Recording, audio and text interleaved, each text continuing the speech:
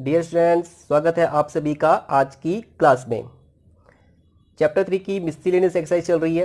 पहले दो क्वेश्चन हम कर चुके हैं और पहले दो क्वेश्चन में मैंने आपको बताया था कि कैसे हम कोई जो मैथमेटिकल स्टेटमेंट है जो n के लिए प्रूफ करना होता है, n belongs to natural number, तो उस पर हम principle of mathematical induction apply कर सकते हैं। ठीक है, जो अब तीसरा जो क्वेश्चन है उसमें भी एक मैथमेटिकल स्टेटमेंट हमें गिवन है और वो हमें प्रूफ करना है, वो भी n के लिए प्रूफ करना है, n belongs to natural number, तो वहाँ पर भी हम principle of mathematical induction method apply करेंगे। ठीक है, तो वो क्वेश्चन आप खुद ट्राई करना। अगर आपको कोई दिक्कत होगी तो उसमें वो पूछ लेना, मैं इसमें भी वीडियो बना दूंगा। ठीक है, तो चलिए क्लास आगे बढ़ते हैं।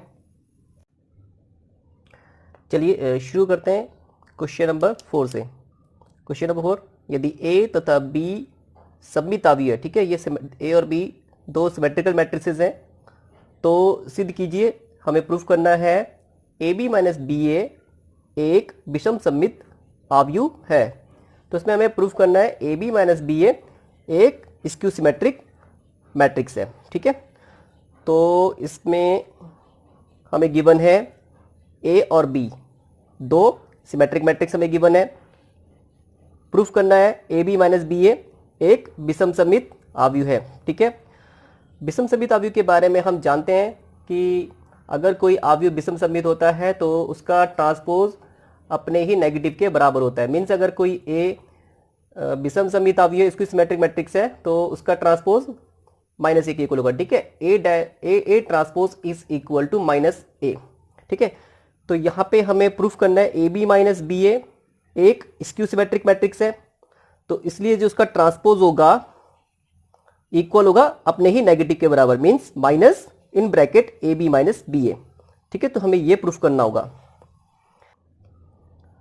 प्रूफ करने से पहले मैं आपको ट्रांसपोज मैट्रिक्स की जो प्रॉपर्टीज है वो आपको याद दिलाता हूं। ठीक है, ट्रांसपोज मैट्रिक्स की अपनी कुछ प्रॉपर्टीज पढ़ी थी, A plus B whole transpose is equal to A transpose plus B transpose. ठीक है, फिर ये a minus B whole transpose is equal to A transpose minus B transpose, A B whole transpose is equal to, order change होता है, B पहले आएगा A बाद में आ जाएगा। ठीक है, ये इंपॉर्टेंट है, नोट कर लो इस बात को, B transpose into A transpose और A transpose whole transpose is equal to A. ठीक है, तो ये प्रॉपर्टीज अभी जो हम प्रूफ करेंगे वहां पे अप्लाई होगी। ठीक है,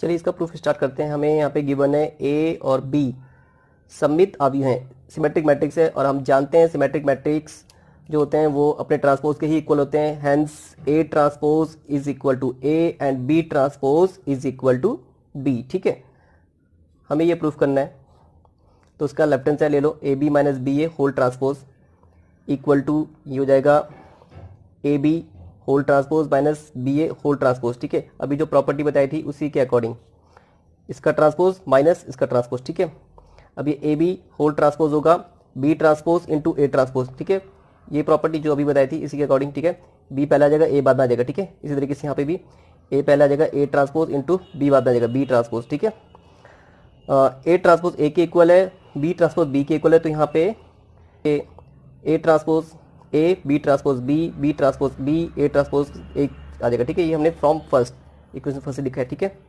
ये मैंने यहाँ पे इसे आगे पीछे लिख दिया था, ऑर्डर चेंज कर दिया था। यहाँ पे माइनस कॉमन ले लो, माइनस कॉमन लेंगे तो अंदर का साइन चेंज हो जाएगा, यह पॉजिटिव हो जाएगा और ये माइनस का हो जाएगा। ठीक है, तो ये आ गया A B minus B A whole transpose is equal to minus in bracket A B minus B A. It means इसका जो ट्रांसपोज है वो अपने नेगेटिव के इक्वल है, तो ये कैसा आव्यूह हो गया, विषम सममित आव्यूह है। ठीक है, तो ये स्क्यू सिमेट्रिक मैट्रिक्स है और यही हमें यहाँ पे प्रूफ करना था। ठीक है, hence proof. Next question number 5, सिद्ध कीजिए कि आव्यूह बी ट्रांसपोज ए बी सममित अथवा विषम सममित है यदि ए सममित अथवा विषम सममित है। ठीक है, तो यहाँ पे हमें दो कंडीशन है इसमें। पहली कंडीशन है कि अगर ए सिमेट्रिक है, मीन्स ए का ट्रांसपोज ए के इक्वल है, तो बी ट्रांसपोज ए बी भी सिमेट्रिक होगा।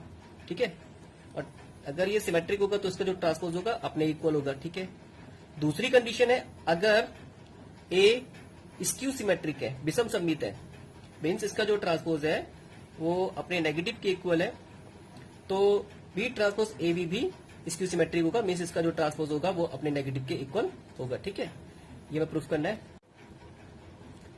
चलिए स्टार्ट करते हैं प्रूविंग। तो उसमें पहली कंडीशन ले लेते हैं। पहली कंडीशन है अगर ए सिमेट्रिक है, ठीक है, तो सिमेट्रिक है तो ए ट्रांसपोज इक्वल टू ए होगा। ठीक है, और हमें ये प्रूफ करना है, तो इसके लिए लेफ्ट हैंड साइड ले लो, B transpose A B whole transpose. ठीक है, अच्छा यहाँ पे ये जो ए बी है इसको एक साथ ले लो, इसे एक ग्रुप में ले लो। ठीक है, ये वाली प्रॉपर्टी यूज कर लेंगे। ठीक है, तो ये पहले आ जाएगा A B whole transpose into B transpose whole transpose. ठीक है, अब अगेन ये प्रॉपर्टी फिर से यूज करेंगे, ये होगा B transpose into A transpose, और B transpose whole transpose B होता है। ठीक है,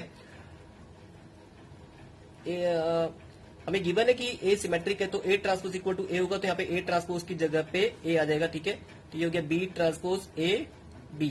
ठीक है, तो इस तरीके से बी डैश ए बी का जो होल ट्रांसपोज है वो इसी के इक्वल आ चुका है, तो इट मीन्स ये कैसा मैट्रिक्स है, ये सिमेट्रिक मैट्रिक्स है। ठीक है, तो ये वाली बात तो प्रूफ हो गई।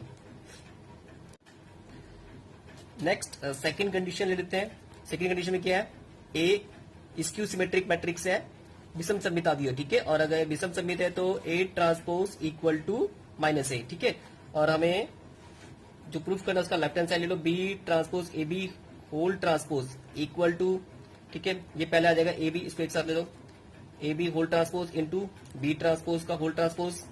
ठीक है, A B whole transpose B पहले आएगा, ए बाद में B transpose into A transpose, और बी ट्रांसपोज होल ट्रांसपोज का बी होगा। ठीक है, इक्वल टू बी होगा, ये प्रॉपर्टी के अकॉर्डिंग हम जानते हैं। ठीक है, अब ये ए ट्रांसपोज माइनस ए के इक्वल है, तो ए ट्रांसपोज की जगह पे यहाँ पे माइनस ए लिख दीजिए। ठीक है, और ये हो जाएगा minus B transpose A into A B. ठीक है, तो इस तरीके से इसका होल ट्रांसपोज अपने ही नेगेटिव के इक्वल आ गया है, तो इतनी से कैसा मैट्रिक्स है, स्क्यू सिमेट्रिक मैट्रिक्स। ठीक है, हमें यहाँ पे ये प्रूफ करना था, तो दोनों कंडीशन में हमने प्रूफ कर दिया, प्रूफ कर लिया कि अगर ए सिमेट्रिक होगा तो B transpose A B symmetric होगा, और अगर ए स्क्यू सिमेट्रिक होगा तो बी ट्रांसपोज ए बी भी स्क्यू सिमेट्रिक होगा। ठीक है, next question number 6, X Y तथा जेड के मानों को ज्ञात कीजिए यदि आव्यूह ए समीकरण A transpose into A equal to I को संतुष्ट करता है। ठीक है, तो यहाँ पे हमें एक्स वाई जेड की वैल्यू निकालनी है, और इसकी वैल्यू को निकालने के लिए कंडीशन गिवन है, matrix A equation A transpose into A equal to I को सेटिस्फाई करता है। ठीक है, तो हमें यहाँ पे इक्वेशन गिवन है A transpose into A equal to I. ठीक है, ए का ट्रांसपोज रो और कॉलम को आपस में इंटरचेंज कर देंगे। ठीक है, ये आप लिख देंगे, ये ए का ट्रांसपोज है। ठीक है, इनटू ये मैट्रिक्स ए हमें दी हुई है। ठीक है, तो ये दोनों मैट्रिक्स ए 3x3 ऑर्डर का है, तो ट्रांसपोज भी 3x3 ऑर्डर का होगा, और इन दोनों का जो मल्टीप्लाई, इनका जो प्रोडक्ट होगा वो भी 3x3 ऑर्डर का होगा। मीन्स जो आइडेंटिटी मैट्रिक्स है वह भी 3x3 ऑर्डर का होगा। तो इसमें पहला रो का एलिमेंट होगा 1 0 0, दूसरी रो में एलिमेंट होगी 0 1 0, और तीसरी रो में एलिमेंट होगी 0 0 1। ठीक है, इन दोनों की मल्टीप्लाई कर देते हैं, तो मल्टीप्लाई करना आता होगा आपको,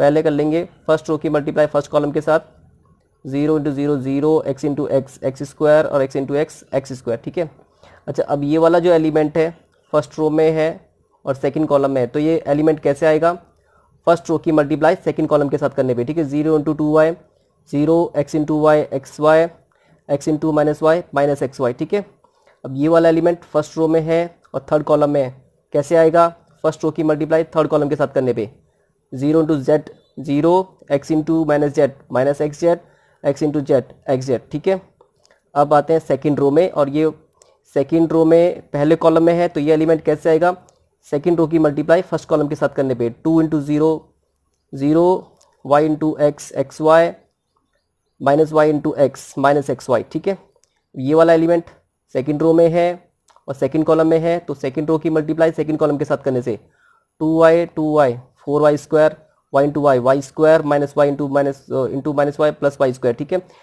सेकेंड रो थर्ड कॉलम, तो सेकेंड रो थर्ड कॉलम के साथ मल्टीप्लाई करने पाएगा, 2 into z y z 2 y z, y into minus z minus y z minus y into z minus y z, ठीक है।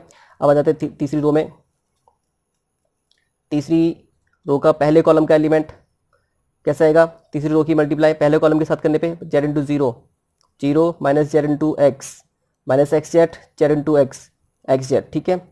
ये वाला एलिमेंट तीसरी रो में है, सेकंड कॉलम में है, तो कैसे आएगा, तीसरी रो की मल्टीप्लाई सेकंड कॉलम के साथ कर देंगे, z into two y z minus z into y minus y z, z into minus y z, ठीक है। लास्ट बच गया थर्ड कॉलम, तो कैसे आएगा, थर्ड रो की मल्टीप्लाई थर्ड कॉलम के साथ कर देना, Z into Z Z square minus z into minus Z plus Z square, Z into Z Z square, ठीक है। इक्वल टू ये आइडेंटिटी मैट्रिक्स है और ये आ जाएगा इस तरीके से, ठीक है। ये जीरो हो जाएगा, यहाँ पे ये 2x स्क्वायर, यहाँ पे 6y स्क्वायर, यहाँ पे 3z स्क्वायर, बाकी सारे एलिमेंट जीरो हो जाएंगे, ये करके देख लेना आप, ठीक है। अब ये मैट्रिक्स इक्वल है, दो मैट्रिक्स जब इक्वल होते हैं तो उनके करस्पॉन्डिंग एलिमेंट्स, उनके संगत अवयव आपस में बराबर होते हैं, ठीक है। तो दोनों साइड कंपैरिजन कर लो, 2x square equal to 1, 6y square equal to 1 and 3z square equal to 1, ठीक है।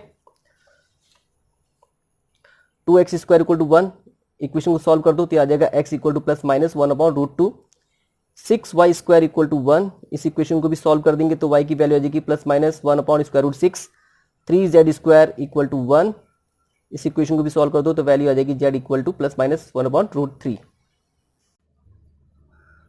नेक्स्ट क्वेश्चन नंबर 7, x के किस मान के लिए ये तीन अवयव दिए हैं, ठीक है, इनका गुणनफल, ये जीरो नहीं है, ये ओ लिखा है, ठीक है, ओ शून्य अवयव के लिए रिप्रेजेंट किया जाता है, ठीक है।